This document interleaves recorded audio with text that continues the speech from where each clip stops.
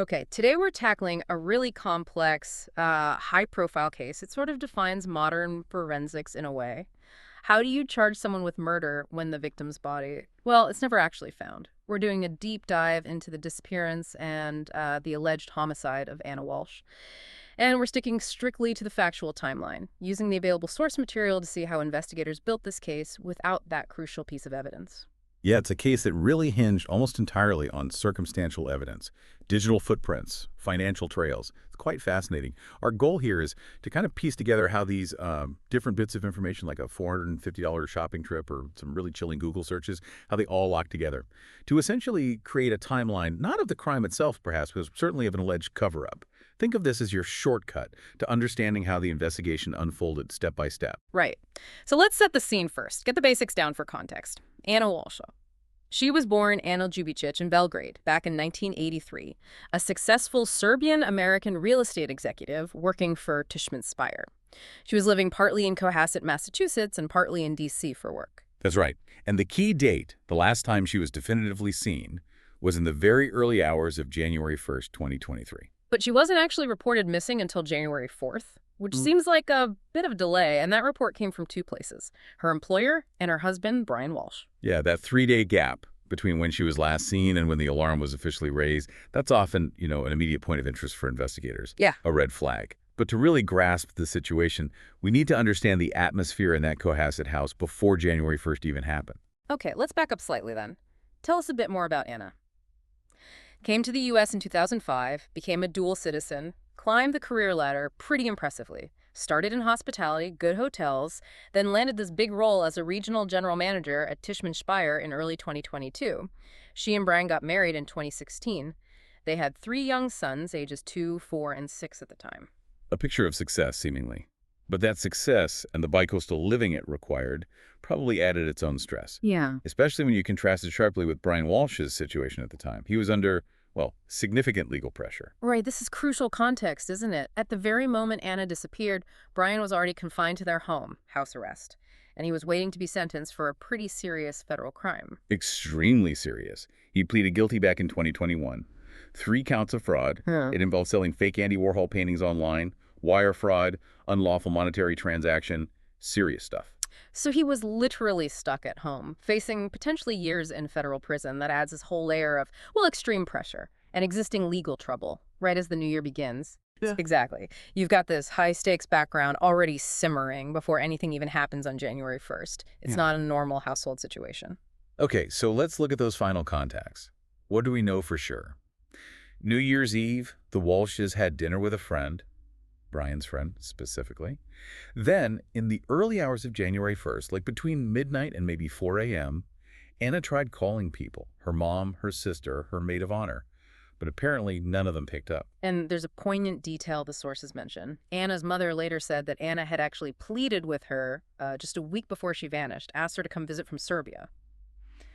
Makes you wonder. But anyway, the last confirmed sighting was around 4 a.m. on January 1st. Okay, so what happened next? According to Brian Walshe, that is, his initial story, he told the police Anna left really early that morning, headed to Logan Airport in Boston, said she needed to fly to D.C. because of some kind of work emergency, moving up a trip she actually had planned for January 3rd. Right. That was his explanation for her absence. And he claimed that he spent January 1st doing errands. Said he went to Swampscott to visit his mother. And this is where the official story starts to unravel almost immediately, right? The police investigation kicks in, and they start checking his account. Immediately. And they hit brick walls. Fast. They couldn't find any proof she'd actually boarded a flight on January 1st, or even taken a rideshare or taxi to the airport. Nothing. She did have that booked flight for January 3rd, like Brian mentioned, but she obviously never took it. And then the money trail, or lack thereof, her credit cards, her debit cards, absolutely no activity after January 1st. For a high-powered executive, supposedly on an emergency work trip, that doesn't add up at all. Not remotely. That financial silence is often incredibly telling. It essentially froze the moment she disappeared. So Brian's entire timeline for January 1st, it just collapsed under scrutiny. It wasn't viable. Which led to his first arrest. Yes, on January 8th, they arrested him. But not for murder, not yet. The charge was misleading police in their investigation. He pleaded not guilty, of course. So that initial charge, Misleading police. How important was that tactically for the investigation? Was it just buying them time? It was absolutely critical. It was a way to hold him. They charged him specifically because they couldn't verify his claimed trips Right. on January 1st and 2nd. Like you mentioned, going to CVS, Whole Foods, and Swampscott, police found no proof he was there when he said he was.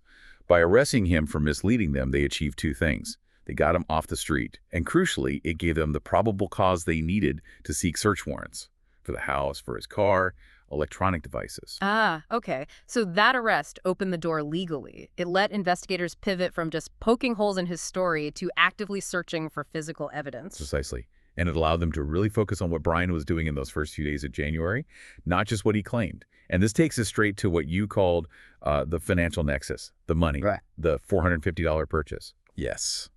Prosecutors alleged that on January 2nd, so the day after Anna disappeared, the day after his supposed trip to his mother's claimer, Brian didn't go to CVS. He actually went to a Home Depot in Rockland, Massachusetts, and spent $450 on cleaning supplies. Mops, buckets, tarps, tape, that kind of thing. $450 is, well, it's a lot for cleaning supplies if you're just visiting mom. It's a very specific and substantial purchase. It immediately suggests something more than routine cleaning, especially the types of items purchased, things often associated with, well, cleaning up a major mess. So that purchase raised serious questions. But it was the search warrants enabled by that first arrest that provided the more direct evidence. Exactly. That purchase was suggestive. But the search warrants gave them access. They searched the Cassett residence thoroughly. And in the basement, that's where they found physical evidence. They found bloodstains. And perhaps more importantly, they found a knife, a damaged knife, also with blood on it. Okay, wow. So now we have inconsistencies, a suspicious purchase, and actual physical evidence, blood, and a weapon in the house. Correct. At this point, the nature of the investigation shifts dramatically. It's no longer just about a missing person and a potentially lying husband. It's now looking very much like a homicide investigation, backed by forensic evidence found at the presumed scene. And all this, the physical evidence, combined with the financial trail, the timeline issues, this led to the second arrest. Yes, things moved relatively quickly after the basement discovery. Brian Walshe was arrested again on January 18th. And this time, the charges were far more severe. Murder. Murder. And another charge, disinterring a body without authority. Okay, so murder, even without Anna's body being found, how did they bridge that gap? What convinced them they could charge murder? This is where the digital evidence becomes absolutely central. You could almost call it the digital confession, though it wasn't a confession in the traditional sense. The prosecution built a significant part of their case on Brian Walshe's alleged Google search history. They found incriminating searches on multiple devices linked to him, including, quite disturbingly, his young son's iPad. Using his son's iPad? That's chilling in itself. What kind of searches are we talking about? The sources mention some specific examples. They do, and they are incredibly specific and deeply troubling given the circumstances. Prosecutors cited searches allegedly made around the time of Anna's disappearance. Things like how long before a body starts to smell. Oh, wow. Yeah. Also, dismemberment and the best ways to dispose of a body. Mm. And perhaps the most legally self-aware one. Can you be charged with murder without a body? So the searches seem to almost track the alleged crime and the cover-up, asking about decomposition, then disposal methods, then the legal jeopardy. It paints a picture, doesn't it? Yeah. That sequence of alleged searches, if accurate, strongly suggests someone dealing with a body, trying to figure out how to get rid of it, and worrying about the legal consequences of doing so without leaving a trace. This digital footprint, combined with the blood, the knife, the cleaning supplies, the lies, it became the cornerstone of the prosecution's case for murder, even without finding Anna herself. So the official allegation became very specific then. Yes. The prosecution's narrative, based on this evidence, was that Brian beat Anna to death, likely in the house, then dismembered her body, and subsequently disposed of the remains somewhere. He pleaded not guilty to these charges as well. And this culminated in the formal indictment. Correct. The grand jury indictment came down on March 30th. It formalized the charges into 3 specific counts. First-degree murder, misleading a police investigation, that charge stuck, and the third one was improper conveyance of a human body. Okay, murder 1, misleading police. That third charge, improper conveyance of a human body. What exactly does that mean legally? Is it different from, say, just hiding a body? It's related but specific. It directly addresses the alleged movement and disposal of the remains. Since Anna's body was missing, this charge essentially covers the prosecution's theory that Brian didn't just kill her and leave her somewhere in the house. It asserts that he actively transported and disposed of her body, hence the improper conveyance. It directly tackles the alleged dismemberment and disposal actions. Got it. So it reinforces the idea that the body was deliberately removed and destroyed. Precisely. It closes that loop in their narrative of the crime. Okay, so let's just quickly summarize the key takeaways here for you listening. The case against Brian Walshe wasn't about finding one single smoking gun piece of evidence. It was really built layer by layer on four main pillars. That's a good way to put it. Four pillars. Yeah. First, you have the timeline problems. Brian's initial story just didn't check out, leading to that first charge of misleading police. Then pillar two, the financial nexus. That unexplained, large $450 purchase of cleaning supplies at Home Depot on January 2nd. Highly suspicious timing and content. Third, the physical evidence. Crucially, the bloodstains and the damaged bloody knife found in the basement during the warranted search. Tangible forensic links. And finally, pillar four, arguably the most damning in the absence of a body, the digital footprint. Those alleged Google searches about decomposition, dismemberment, disposal, and the legality of murder charges without a body. Put those four pillars together, and you see how prosecutors felt they had enough evidence to proceed with a murder charge, despite the unusual circumstance of not having recovered Anna's remains. And this case, understandably, drew huge attention, not just in the U.S., but internationally too, especially in Serbia, where Anna was from. The source material even notes that Serbia's Ministry of Foreign Affairs got involved, communicating with the local DA's office. Shows the level of interest. It does. That public and international focus highlights the human tragedy, of course. But the lasting lesson here, from an investigative standpoint, is really about how evidence itself is changing. Absolutely.